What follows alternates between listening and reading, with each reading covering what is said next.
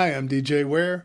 On this episode of the Cyber Gizmo, I'm going to be doing a vlog today. I've got a lot of different topics I want to talk about. So let's delve in and talk a little bit about, let's start with pfsense. And of course, as always, I wanted, before we start today, I'd like to thank my supporters, both on Patreon and my channel members. Let's look at some of the things that is going on with Netgate. I think it was October the 30th, they released this blog post about reinstating the TACLite license. Originally, when Netgate offered this, they offered it was free initially, but in there was a note that said, eventually, they would start charging $129 a year for it. Well, they have changed their mind based on the announcements we covered in the last video. So they are now going to offer the TACLite license for $129 a year. And that would help people that were using pfsense Plus in a home lab. So, they basically apologize for the misunderstanding and the confusion that their initial announcement caused, and they apologize for the mistakes that they made. So, I mean, that's fine. As far as, what they're doing, the second part or the second half of what they're doing is they said that they're going to be bringing pfsense Community Edition up to parity with pfsense Plus. And that would be in the next release of pfsense Plus, or 23.09. That one also includes OpenSSL support for 3.0.12. That's good. That's good news. There isn't a 2.0 version of OpenSSL that is available to us. That work was performed by the OpenSSL group in order to obtain FIPS 143-3 compliance. That has to do with going through a number of tests to certify that your cryptographic functions are up to par with federal standards. So, yeah, I mean, and that's good news. As far as, there's some of their comments here about the detractors. I mean, I just sort of ignored that because today it seems like we always resort to name calling when people don't agree with our stated positions, and so we have a tendency to put them in a bucket and then start calling them names.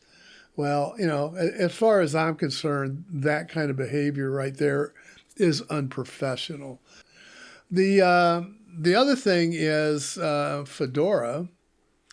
Fedora, their earliest release would have been somewhere around October the 17th to make the decision and then go live with the release on the 18th.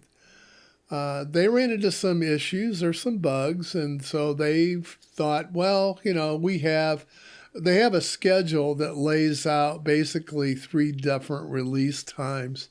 The earliest release and the latest release, which is the latest on their schedule, is November the 7th. Now, that is the current release date that's being planned. Of course, that could be delayed further if they find additional bugs, or maybe they don't feel comfortable releasing.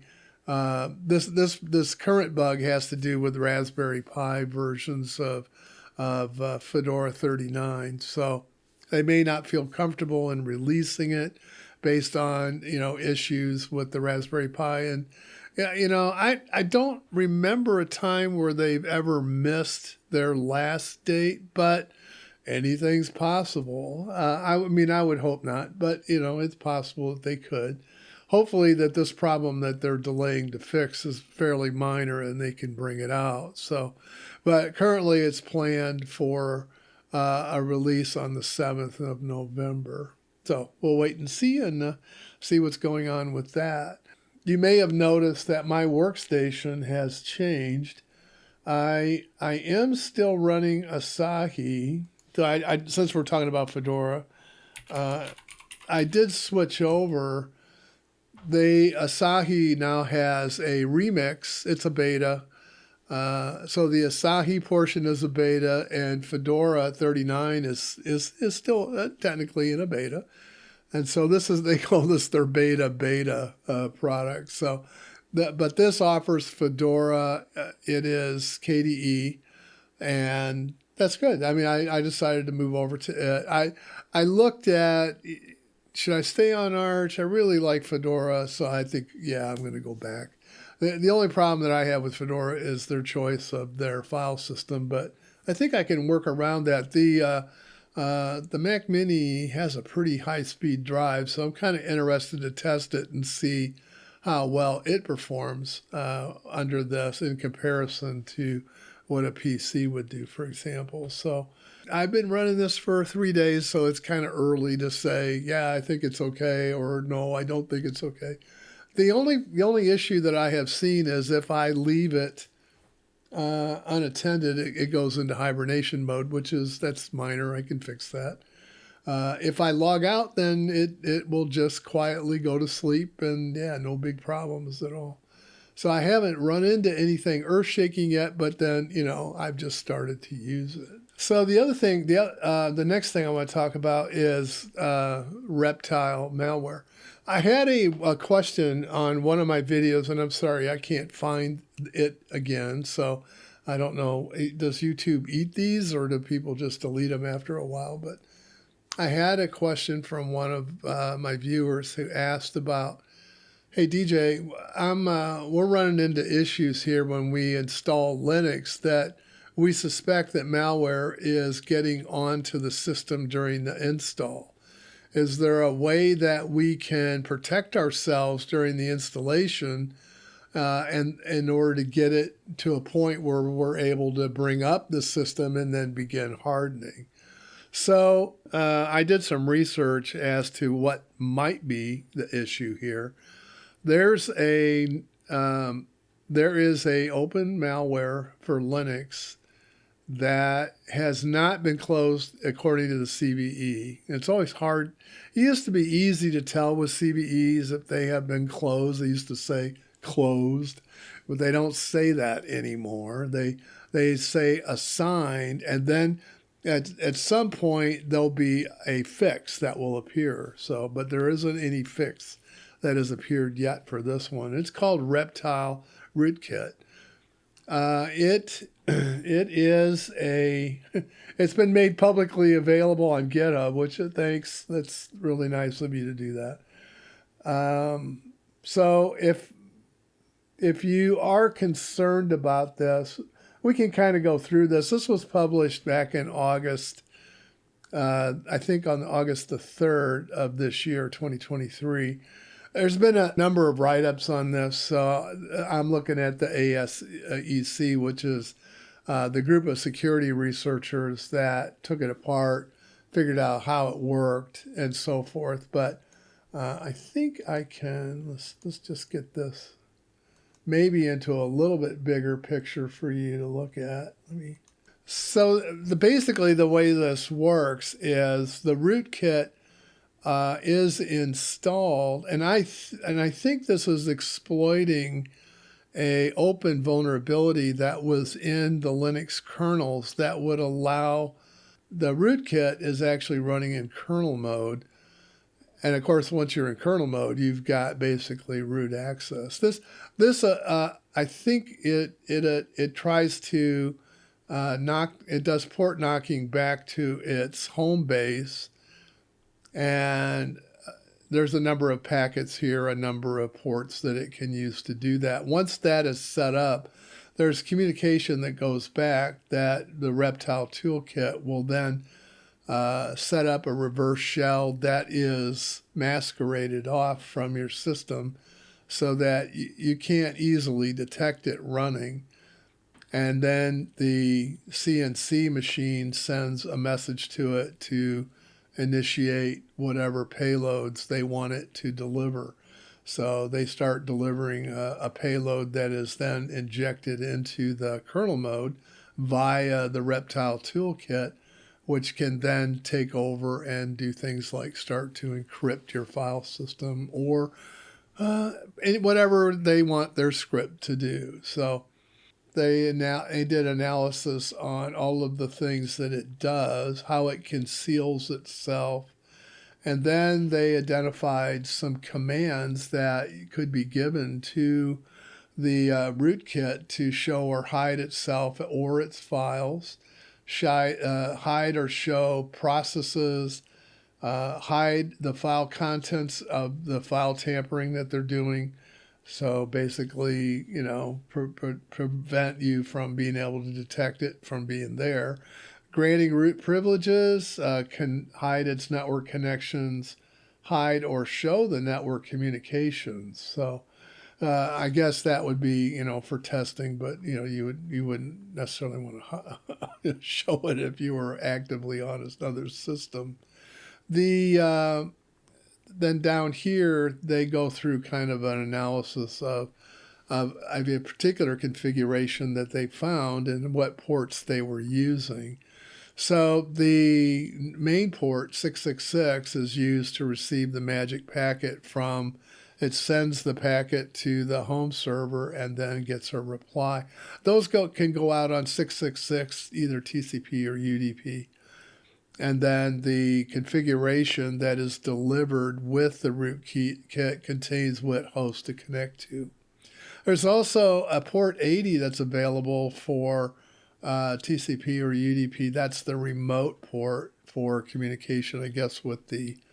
I'm guessing that this would be further communication with the user side of things. And then port 777 is used to receive via the tiny shell.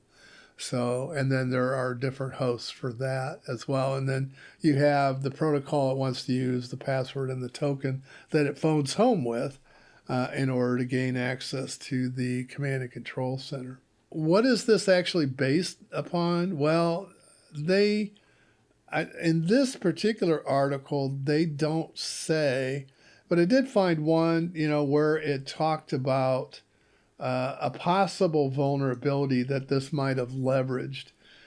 That is the Linux BPF door malware that was, this thing was finally corrected in May of 2023.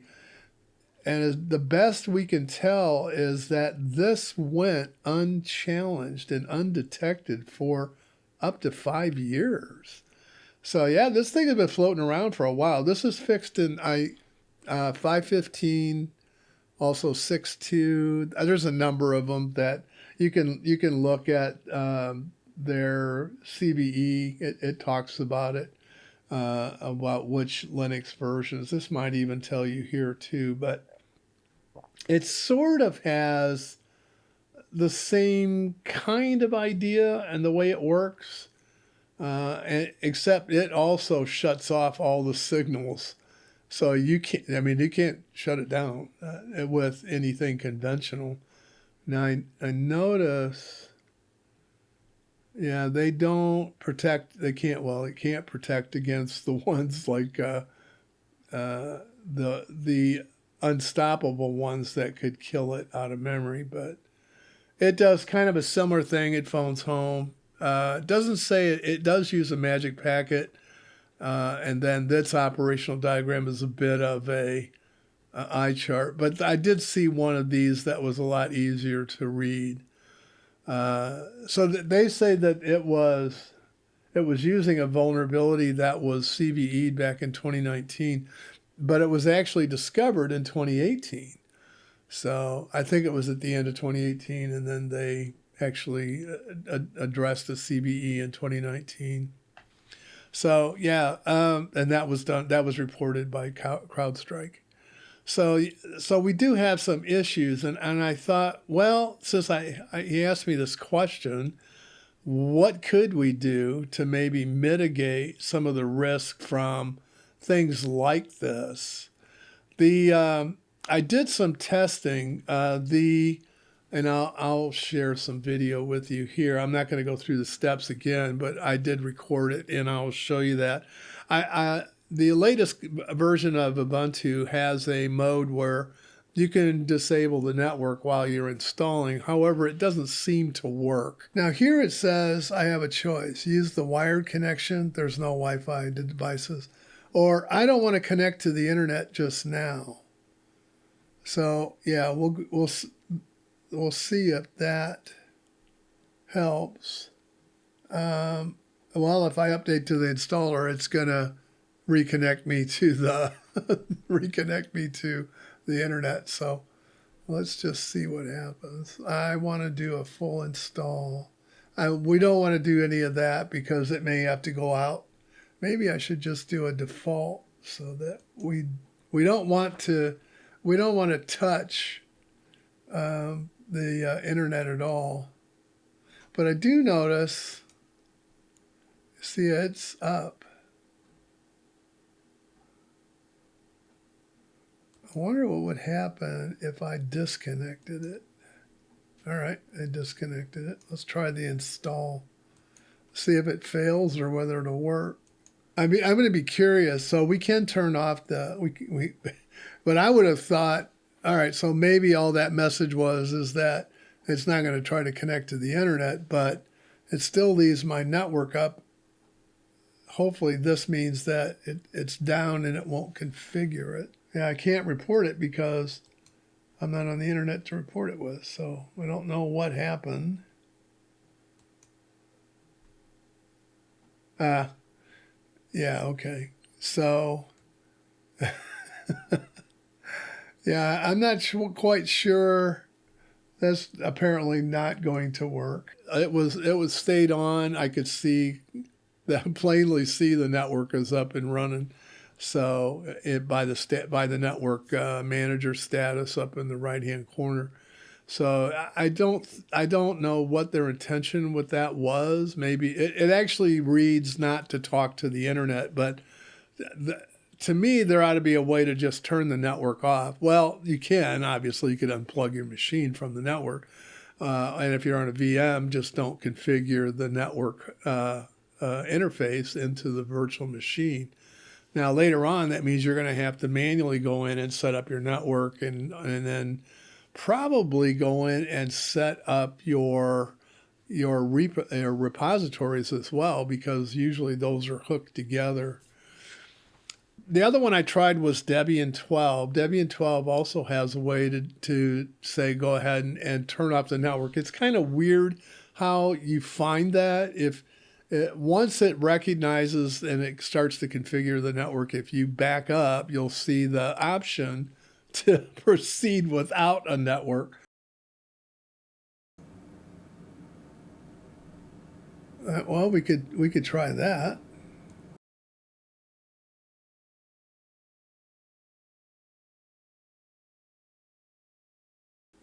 But I'll bet my package manager is not set up. Let's go ahead and step through this.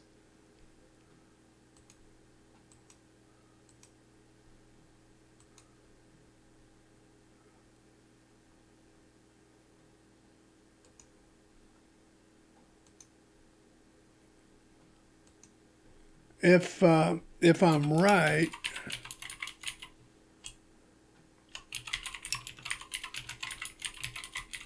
this should be empty.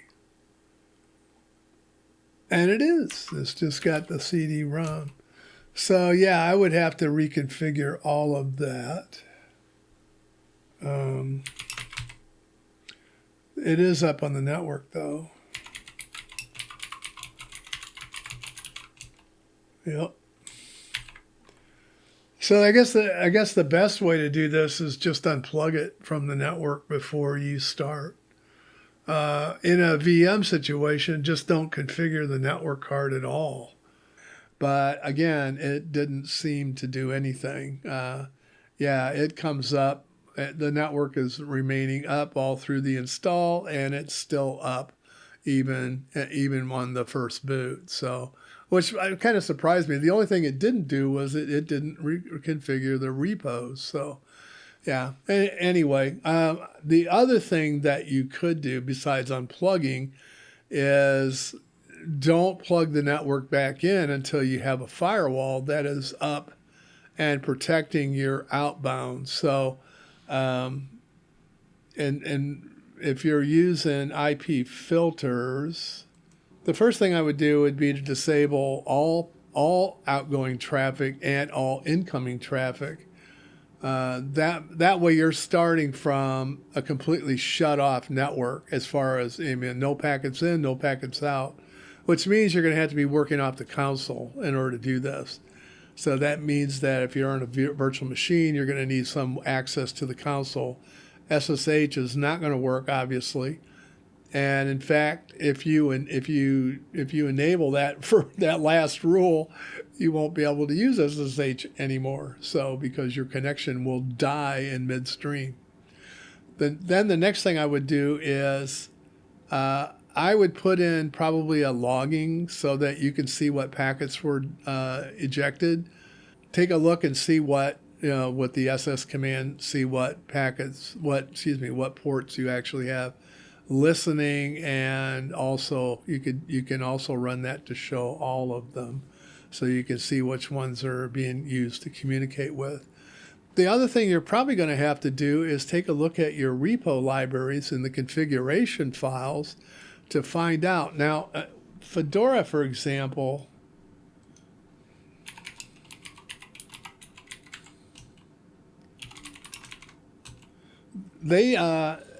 Fedora actually uses, so you'll see like this base URL here, that's HTTPS. So we know that we use 443 for that. So I'm going to be able to take updates as long as my destination port, the D port for the outbound, has 443 in it. However, I could go a step further. I also know what server I'm attaching to. In this case, it's Fedora Asahi remix.org. And then I can look down here. I don't know if this is the Fedora project. So yes, they are using HTTPS as well. But again, I could add in endpoint-based firewall rules that say that I'm only going to allow 443. Let's say it's a server, and I would only allow it to connect to the repos, for example. Or if it's if it is a general purpose web server, well, you can't do that, right? You'd have to open it for all on that particular interface. So, but you could shut off port 80, for example. But like I said, there's no guarantee that they won't shift the ports around with you anyway. So once you've run this for a while and you're watching your syslog to see which packets are being dropped, you can make up rules that would allow those connections to take place. So you can slowly open this back up to the point where you're only allowing the traffic that you know of, that you want to be able to support and that you know about. So that would be my one thought in handling this. Is that a complete solution? No, because they certainly, the authors of that particular script have configurations that are modifiable. So you could end up chasing, chasing something down. And of course, unless you're using, you can spoof just about anything. The IP address, they could spoof the domain name. So you'd have to have a pretty good hardened system that would prevent someone from taking over your DNS and running maybe a MAC audit server where you're looking at the MAC addresses that you're connecting to, so that if it's not one that you know of, maybe you shut that down real quick, since you don't know. But so that would be my advice to take a look at to begin shutting this down. Typically, if you look at pfsense or any of those, they shut off the inbound ports by default, and then you have to enable stuff. The outbound ports, however, on the WAN side are turned off, but on the LAN side, that's up to you. That's whether you want to allow those to get outbound or not.